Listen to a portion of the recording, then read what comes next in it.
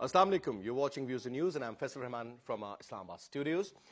Today we'll be interviewing the Foreign Minister as well as the Defense Minister, and the gentleman also holds 4 other portfolios. I'm talking about none other than Abdullah Hussain Haroon, sir. Sir, thank you very much for taking your time out and talking to us, sir. Obviously, now the interim government is in place. A lot is happening, and I'm sure a couple of very important ministries that included, interestingly, both of yours. There are so many questions, there are so many interesting points I would like to throw light on in today's program. First of all, sir, let's start off from the foreign policy issues, because initially a lot of people used to write about it, a lot of people used to comment about that we never had a proper, full-fledged foreign minister, though the Prime Minister had this additional portfolio. But having said that, that was kind of vacant, and unfortunately we could not capitalize on so many fronts, rather we lost. First of all, so your take. So where do we stand when I put this question to you, that as far as our foreign policy is concerned, looking at Iran as a neighbor, looking at India, looking at Afghanistan, Pakistan, China, Pakistan, Russia, Pakistan, USA seems to be in a turmoil. We used to hear that there was this strategic relationship, then there was this sort of transactional relationship, and then we got to know, okay, fine, it doesn't exist anymore. There is a bond, but again, now it seems that both the countries are pretty much poles apart in certain issues regarding South Asia policy, for that matter. Whatever they said, we totally rejected that. Let's start off from the Pak-US relationship, the beginning. The first question, sir. Where do we stand? Where do we need to go? And do you see any room of improvement? Going back into history somewhat, the American-Pakistani relationship was really born post-Korean War, when they chose Pakistan and Karachi specifically as an area where R&R could be delivered to their troops from Korea. It magnified through that when the Baghdad Pact was being brought about. And in the late 50s, early 60s, America came very heavily into Pakistan. We had a very interesting relationship under Liaquat Ali Khan when he toured America for a month and was received exceedingly well everywhere he went, publicly. But I think it was during the Baghdad Pact that things improved very substantially. And one of the signatories to the Baghdad Pact, as then head of the army, was Ayub Khan, and Sikandar Mirza was there too. Correct. That's right. But the net result is that when Ayub Khan went in the early 60s to America, when he flew down to Washington from New York, his plane was received by President Kennedy, who could not wait for him to come down. Absolutely. And he ran up the gangplank of the plane and received the President of Pakistan actually on Pakistani soil, on the plane. That was, I think, certainly one of the highs. And the post-Baghdad Pact situation improved to the point where over 300 commercial and industrial ventures were promoted in Pakistan, including banks and anything else you can think of. And we had a very close relationship. Correct. So much so that we would do anything for them. And we did. And we did. I'm afraid the entire pacts of that time were worded in ways that did not benefit Pakistan. We suddenly found in '65 that the Americans, who were supposed to be pact allies of ours through Baghdad, did not in fact give us weaponry when we were fighting India. And it is now revealed that the ships carrying weapons to us were stopped in the Suez Canal by the Egyptians on the request of the Americans themselves. Similarly, when the 7th Fleet was due to come to the aid of East Pakistan in the Bay of Bengal, it was floating in the region but never came until, in fact, East Pakistan fell. This is done to the country that actually annoyed the Russians, sent up Gary Powers and his U-2 plane to take photographs of southern Russia through the Baraber airport. This is done to the country that, in fact, never thought of itself but supported the West. England was like a surrogate parent. The Americans inherited much of what they had from the British, but we thought we were a step ahead because we collaborated very easily with the Americans, not wait for verifications or to see what they would actually do. Now, why I lay this background is so we can understand it. I think the first difficult period was what they did with us in the 65 war, where they said, oh, we would only come to your aid if you were attacked by a communist power, which India was not, technically. And as far as East Pakistan was concerned, I don't think they even needed an excuse. They really did very little about it. And so the pacts, which are so important to us in the 60s, whether it be the Baghdad Pact or the Indus Water Treaties, they were made up in ways where foresight and experience of the Americans could have saved us from a lot of difficulties in where we are today. Correct. But they didn't really bother about that. Of course, we can't blame them because it's not their fault, it's our fault. Why weren't we reading the fine letters of each wording that was put in ourselves? So we're to blame pretty substantially due to our lack of experience. They're to blame that they led us into it like young lambs to the slaughter. Now, after that, if you count 65, then 71, let's come into the time when, in 77, the Afghan imbroglio. And I would say that the single most and only Pakistan came into being, we were spoon-fed by the English, by the British. The breakaway came not with the Baghdad Pact, but with the OIC conference in 1973, 74, whereupon we decided to go with the Islamic world. I think all the great names of that period perished, and some of them had very suspicious deaths, Most of them. including our very own General Ziaul. well, prior to And that, Bhutto. Zulfikar Ali Bhutto. And I believe that they were all of them were marked. I remember being in the CSIS in 1981, where I was told the next enemy would most probably be Islam. I was with Mr. Marvin Stone, the editor of the US magazine, the famous. Almost 35, 40 years ago. And at that time, communism is defeated, and it's a question of the next. And why the question of the next? Because America needs an industrial war machine that keeps its basics moving, and that was that. We have seen over time that, unfortunately, this Islam as the enemy, it was promoted through books that were written. The War of Civilizations was promoted. And in many ways, Islam was identified, promoted to be the next enemy. And of course, we have plenty of people rising to the bait.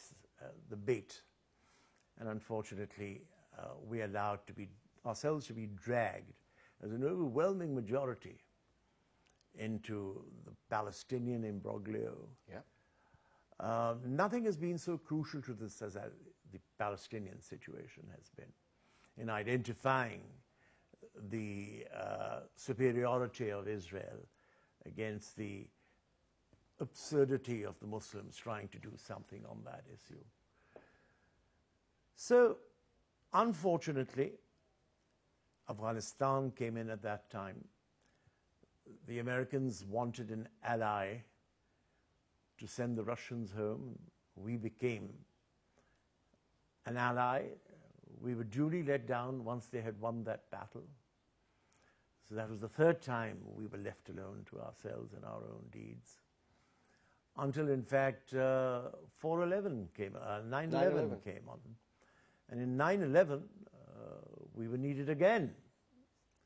And we again became the first line of defense. The first line of defense, or whatever you would like to call it. And we went into it with great aplomb. Do you think that was a mistake, sir? We could have avoided it? Because, when you look at the statements issued by Richard Armitage or so many other senior officials of the US, they said, you are with us or you're against us. So we were left with no other choice. We couldn't actually, because, at that particular time, things were very different. On the contrary, I think that there's a very strange aspect that there has been in the aspect of Pakistan. There has always been a promotion of a civilian-military clash. That encouragement, you can see what happened in Africa. In Algeria, the FIS won the elections, and democracy and Democrats sitting in the Western world preferred to see the army take over Algeria without any punitive action. And for 20 years they kept the army in power against an elected overwhelming. Yeah. Then the second, which is far more ominous, when the Egyptians, Morsi was ousted. Morsi got elected by a plurality of 56%. Yeah, Muslim Brotherhood. And he was sent practically to the gallows. Absolutely. And the military took over. And there wasn't a whisper, but in fact, 12 billion given by the Saudis, 2 billion by the Americans, overnight. I mean, more was given to Sisi for taking over Egypt and destroying the democratic model that had come in. Then was given to Pakistan for the complete aspect of the Taliban war and the Bin Laden war, which shows the priorities and realities of what was happening. And I personally believe that there is a duality of conditionalities, where in Africa, I've given you two examples. And in Pakistan, no, we kept this conflict and confrontation on, and the army was wrapped on the knuckles whenever needed be. So much so that you earlier mentioned Ziaul Haq dropping out of the skies, and unfortunately that was no accident. So wherever we are,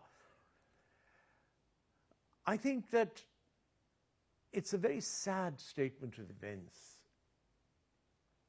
that also sometimes during the Afghan conflict, they decided to further humiliate us. In the 1980s, I met Khushwant Singh and Kuldeep Nair here, and then I met Kuldeep in London, where he said, "How long are the Americans staying on with you chaps?" And I said, "Why?" He said, "Well, they obviously prefer India. It's a far more mature and blah, blah, blah, blah country." And I said, "Well, you know better. You can watch the world with far more skepticism than I can." And I remember that this is predicted. We, of course, as the famous शेर goes, जाने ना जाने गुल ही ना जाने बाग तो सारा जाने hai. Well, we decided, eyes closed. Now, at that particular situation, we also noticed that, I noticed, and I've been vocal about it, that the Americans are no longer keeping us fit and alive. They were giving us just enough support to keep our nose above the water. And Pakistan started falling behind in all sorts of aspects. Till today, I mean, many months ago I raised the issue of making or asking the Americans, don't finance us, pay us our dues for transits to Afghanistan. That alone would take care of everything we really ever needed. But we haven't had a government that has been in a position to do so. Correct. Or take the decision to do so. Now, under that situation, we did not keep an eye on the bottom line. We did not. All we have been doing is seeing more and more and more. Today, I think 60% of your GDP ultimately goes back into loans and debts and things like that. You can't do anything really substantial with that sort of a position. And I personally believe that sometimes we would hear of them calling Pakistan a failed state. Sometimes we'd see maps emitting from Washington saying that there is going to be a balkanization.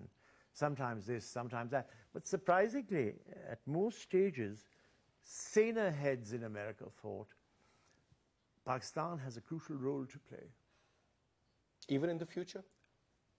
Let's first talk of what has happened so far. And I personally believe that as of today, despite the very serious problems we've been put in, we get very touched when we are told, oh, no, no, no, you still have a role to play. As I said, from being Pak India, we became AFPAC. AFPAC. Not PAC-AF, but AFPAC. I even then objected and said this is not something that we should really accept. But anyway. We've had good moments, we've had good friends. Perhaps we have not understood the tenor of change, but the change has taken place.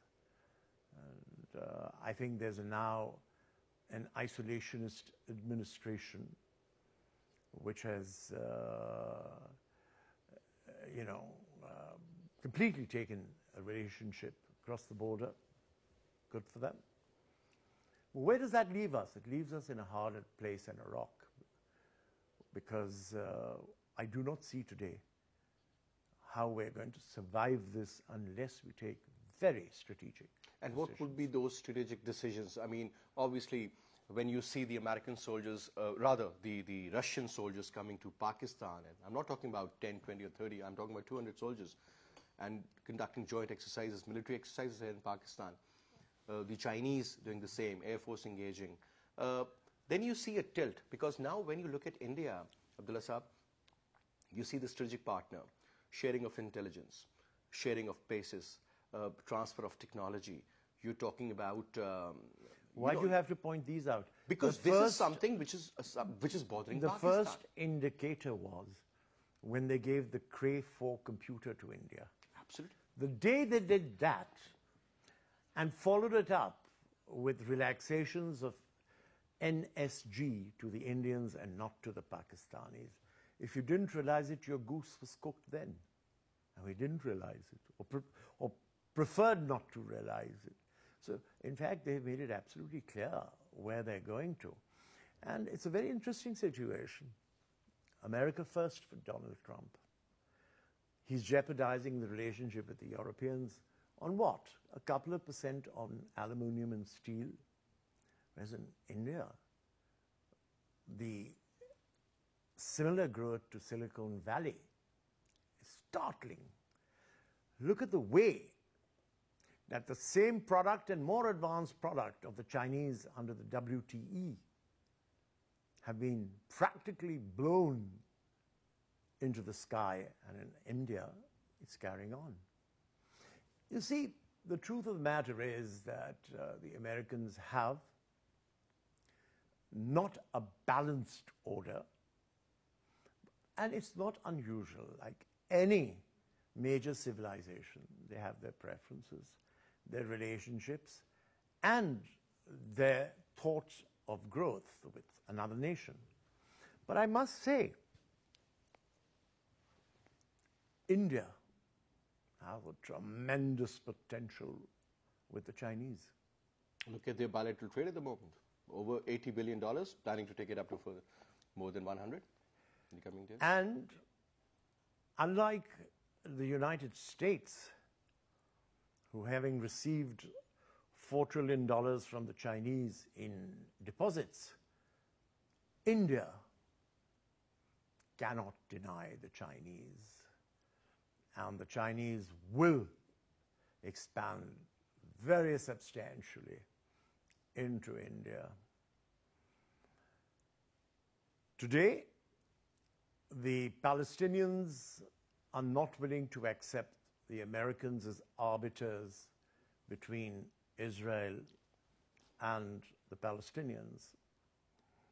I think we're reaching a position where we will have to accept the Chinese as arbiters between the Indians and the Pakistanis on outstanding issues. And it's going to be a matter of time. They'll have to take some pretty hard decisions how far they are willing to accept the pressure that will be put upon them by the Americans. But they have a great advantage. Their relationship to America is not one-to-one. It is a 1+1 with the Israelis, and they're with them there. And they have very strongly penetrated, very strongly, America's economy. Absolutely. And also America's government now. Now they're in government at various places. So I believe that the Indians... And do you think, so, sorry to cut here, this trend is going to continue even if Donald Trump is not in power? Because Obama, for some reason, had shown some constraints, some resistance. Resistance maybe is not an appropriate word. I don't agree. I don't agree. I don't think Obama had showed any resistance or constraints. I think Obama was... Good nothing. I wasn't happy with P5+1 formula with the Iranians and so on and so forth. Yeah, you know, let me explain something. When America wishes to do something, there's nothing in the world which stops it. Yeah. I mean, they didn't wait for the United Nations to give them permission to bomb Syria. Done it. Done it. In fact, if there was any hesitation, it was because of the red line drawn by the Russians. So, really speaking, don't confuse European niceties with American decision-making processes. In the process of decision-making, they sent Mexico and Canada into a spin, and they didn't care about it. You had Trudeau apologizing literally and saying, how can this be? It is. Indeed. And Trump is the more obvious face, but the bureaucracy behind Trump is not brand new. If you see the faces, they've been there for a long time. So it has been moving in a direction. He resurrected Bolton. He resurrected Mattis. And so many others. And I think substantial forces are yet relevant in America that were relevant in the post-Eisenhower period and the Nixon period. So the policy is consistent? It's not a consistency of policy, it's a consistency of intent. Okay. Now, sir, another point, which is pretty important. We might blame Narendra Modi for so many things, that he was a butcher of Gujarat and so on and so forth. But when you look at from the prism of the Indians, Narendra Modi, they believe that he's the best thing ever happened to India. His foreign policy, let's start off from Iran and India. Despite all odds, they continue that. You talk about Chabahar, you talk about the precious metal deals, you talk about the energy deals. Great, sir. I mean, Rouhani Saab was more than happy to welcome him, and then they exchanged a couple of... Why don't shares. you mention the fact that the Saudis welcomed him too? Then, you know, in They Saudi went Arabia, he into got the highest civil award. a no-war pact with them. Yeah, highest civil award in Saudi Arabia. He goes to Israel. And Netanyahu, you know, hugs him like this and says, we've been waiting for you for the last 70 years. You talk about India and Afghanistan. You talk about India, Japan, India, USA, India, Russia. I think their foreign policy is very versatile. They're pretty aggressive. And they're doing the job in a very appropriate manner, in considering this is 2018. Whereas Pakistan, no matter what we have done earlier, but now, are you hopeful in a way that we can actually engage certain countries and improve our relationship on equality? I think that for many years we have been accused of duplicitous policies. Maybe it's unfair, but that is what is being done. One is we have allowed our own production capabilities to fall below the floor. Number two, remember all the gains we made in the 50s and the 60s was based on a booming economy. Absolutely. Asian tigers. And on an ability to produce, to do things, to be able to get things sorted out. And after the nationalizations of Mr. Bhutto's period, we went into the 70s and the late 70s as a nation that was losing its capabilities slowly. And over the next 30 years, we lost all that we had created. You know, when the Arab world was still rubbing its eyes, Pakistan was making hotels in Arabia. Pakistan was building their airline fleet. Pakistan was building their shipping fleets. Everywhere Pakistan was building. I think somewhere down the line, a lot of people lost their reliability as Pakistanis. And we suddenly became Americans or English people or Saudis or Kuwaitis. It suddenly seemed as if we were not willing to protect our own. And as time filtered by, a lot of this was to do with the realities that emerged from the East Pakistan crisis. Indeed. And we never realized how seriously we had wounded the national psyche, whereupon we had lost something very integral to our being. We lost something there. And in that losing, a laxness came in. I think prior to losing East Pakistan, everyone was a Pakistani and proud to be a Pakistani. And then by that, we started losing that pride and we were losing that belief and losing that nationhood. And where do we stand now? Now we're on perhaps the worst possible situation. Mm-hmm. We're divided. I mean, two political parties in this country openly speak of satisfying Kabul's colonial expansion plans rather than supporting Pakistan's position. Fatah is the best example. Yep. I personally believe that even this aspect of we are being mistreated as a nation that's traveling around vis-a-vis KPK, I think we have serious problems. They need to be examined, they need to be treated, they need to be changed, reformed, improved. We haven't really gone into that properly yet. We need to do that. It took us almost 70 years to decide something, and we are still pretty indecisive, I guess, even now. I don't think we're yet clear. I am very hopeful that the current caretakers would do something much more substantial. So do you think you have got enough time? I mean, 2 months or maybe 7 weeks? Because the previous government couldn't do much in 5 years. I personally believe that No, it's not enough time. But there's so much that needs to be done. So much that needs to be done. No government. I mean, for us, democracy is elections. I mean, today, one of the most crucial positions we're facing is the listing on the FATF Black Book by Europe and America, which would then create a myriad of thousand problems that are going to be worse for us financially and otherwise. And do you see us, I mean, first of all, sir, this is very important. I would like you to really, tell us about this, that FATF, Financial Action Task Force, let's suppose we are in the grey area. We have been in the grey area earlier as well. What if we are put in the black area or the black list? What sort of sanctions do you see coming against Pakistan? Innumerable. They come automatically. Do you think that is going to be a problem and a half? It's not going to be a problem and a half. That will be suicidal. Oh, okay. Don't take it lightly. It's very, very serious. And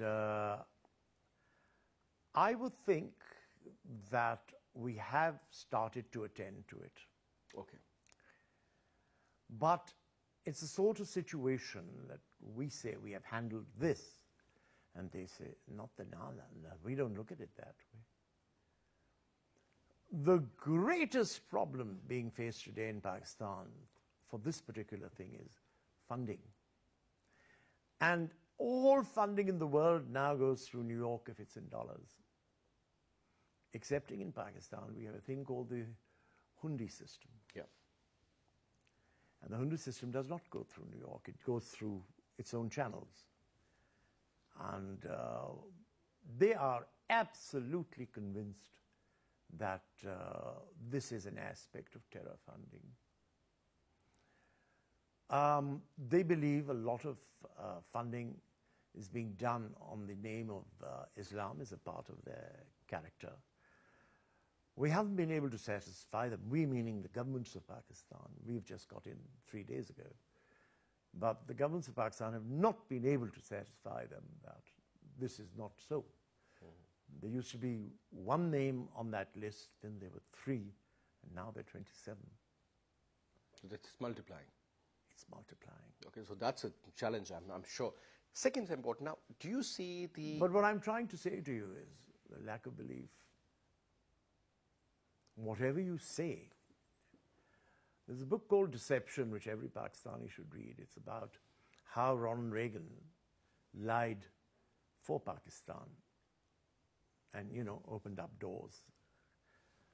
The Americans have also realized that, and the people that opposed Ronald Reagan at that time are now in power. They've got an agenda, and they're going hell-bent for leather. But having said that, I'd also say there has to be some correction on our own side as well. As we said that we need to put our own house in order first, and then, So one important area, Pak-Afghan relationship. I mean, though there were issues, but now whatever happens in Afghanistan, people are being killed, there are bomb blasts, there's so many issues. The straight finger, they pinpoint towards Pakistan. They said, and a lot of people believe that NDS has connections with RAW, and RAW has connections with CIA, and CIA has with Mossad, and all these 4 or 5 intelligence agencies are working against Pakistan, against the sovereignty of Pakistan. And India was always an enemy, and Afghanistan is now speaking the Indian language. This is what it seems like. Do you think it will ever change? What do we need to do? What sort of corrective measures do you think we need to undertake? I think it's the question of how you look at issues.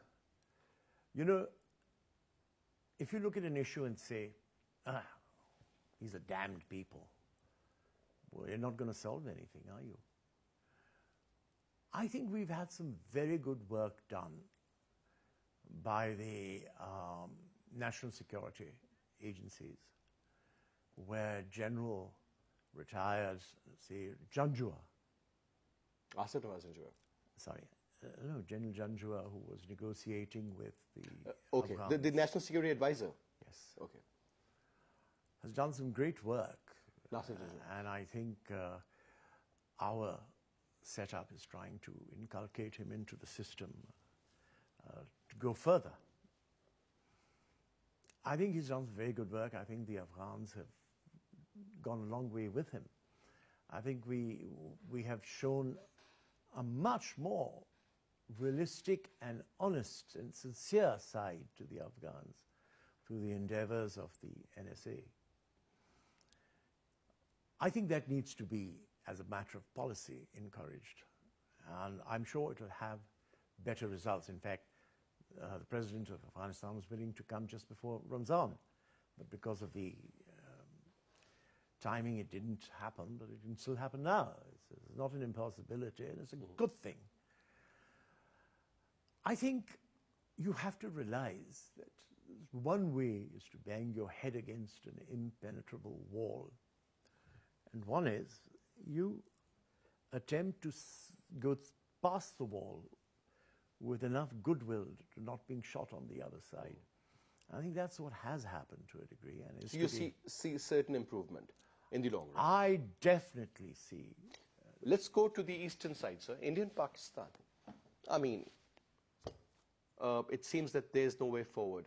The dialogue process is it's so stuck at the moment that they're not ready to talk.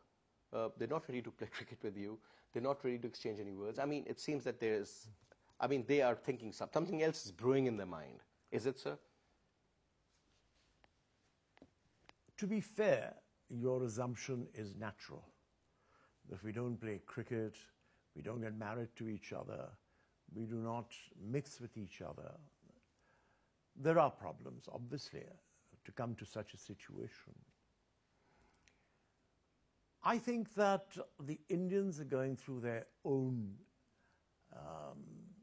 pangs vis-a-vis the Pakistanis, where even Faiz Ahmed Faiz's daughter is not allowed. She was sent back, yeah? To speak.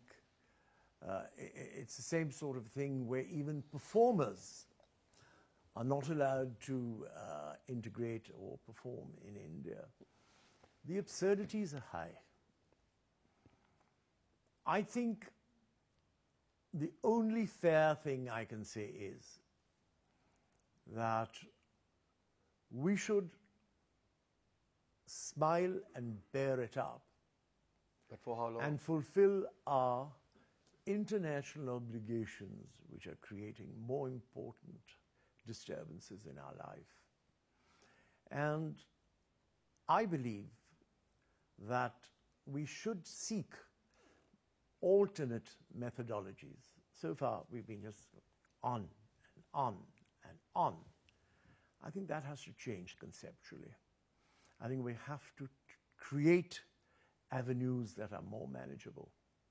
I think we are about to do that. We certainly, we're working very hard under the guidance of the Prime Minister, who, despite being a person from the judiciary, has a very balanced view about the region and the world. And remember, the region and the world is not anyone in isolation. It's not Saudi Arabia in isolation. It's not Iran in isolation. It's not Afghanistan in isolation. It's not India in isolation. Certainly, attempts have been made by some people to isolate themselves either in their own policies or along with some of these people. I do not think that that has worked completely. There is still, I mean, look at it from the point of view what Syria is going through. Look at it from the point of view what Iran can expect to go through. And if there's a natural corollary from Syria to Iran, it is bound to jump the fence to Pakistan. So I think we need to change our attitudes and our outlook and our planning. If we do that, and I think some of that is happening even as we speak today. We may have been 3 days in power, but I've already had a series of meetings, and we're trying to inculcate a fresh breath of air. Let's hope we can always stay. Quick comment on Pak-Russia engagement. And obviously China has been, also is, and will be a strategic partner for Pakistan. And considering China as an economic might and the kind of agenda they have in their mind, I mean, Xi Jinping is a very visionary man. I mean, look at OBO, the kind of investment they're making. they're opening up to the entire globe now. And it seems that they won't be stopped now, no matter what's been done to them within in Afghanistan or in Pakistan. There are a lot of, I would say, a lot of countries which are against the CPEC, India and then USA for that matter. How important is this CPEC in China? Answer Pakistan's approach towards Russia. CPEC is a very important part of the growth of the OBOR facility and legend. It's not just here. They have similar roads in other parts of the world, including Burma. And the great thing about them is they have shown certain flexibilities in Burma and other places. I think if anything has in any way damaged CPEC, it has been the unrealistic and unprofessional way in which the governments of Pakistan have treated CPEC. And don't forget, ultimately, the negotiations, I mean, it's typical. We're here, you take this here, yahan tak le jaye, or take it further. Let's do this, let's do that. I have had some hesitations about CPEC. One is that the government of Pakistan has not yet considered and should consider the sale of private land to the Chinese. Whatever should be done based upon governmental transaction. That's important to protect the general aspect of Pakistan, number one. Number two, deals have been closed very extravagantly. Yeah. And you're going to have to pay. And some of these deals do not smell very good from that point of view. I think if properly raised, I'm sure the Chinese will respond. How important CPEC is to the Chinese? Very important. Because the most crucial aspect of CPEC is to be the oil pipeline that will reduce the Chinese bill for oil from the Middle East to China, from the Sea of Japan, Sea of China, I beg your pardon. 20 to 25 billion will be reduced from that bill if there's a pipeline moving this way. Mm-hmm. We have to basically understand that countries are moving. Last time there were sanctions on Iran, the Indians got a good oil deal and nobody could do anything about it. Why aren't we in that position? We couldn't do it. Last comment I remember in the last couple of months, Russia is providing Gazprom, the pipeline through Pakistan to India. Who's going to sanction that? So really speaking, we have to mend our ways and try and incorporate ourselves into systems that the world is moving towards. Absolutely. Impunity. Whereas we, and again, I also personally believe that we are our worst enemies. What we say about ourselves to others, how we raise the issues for our personal benefit to others, all that damages Pakistan grievously. Yeah. We have to understand that. Well said. Let's hope and pray. And we really appreciate the kind of efforts you've already made in the last 3 days. And I'm sure the next 7 weeks will be very important. But I think foreign policy is the backbone. It's something very important, very close to my heart also. That, countries grow, the regions grow basically, and then the individual countries grow. And at the same time, having said that, I guess Pakistan has got a lot of potential. But if, for example, the youth, they call it the demographic dividend, but there could be a disaster if not handled properly. So it's all about handling, taking proper decisions, and keeping Pakistan first, I guess. Anyway, so thank you very much for taking out your time, sir, and being here in our program. And we wish you all the good luck, sir. Thank you very much. Thank you.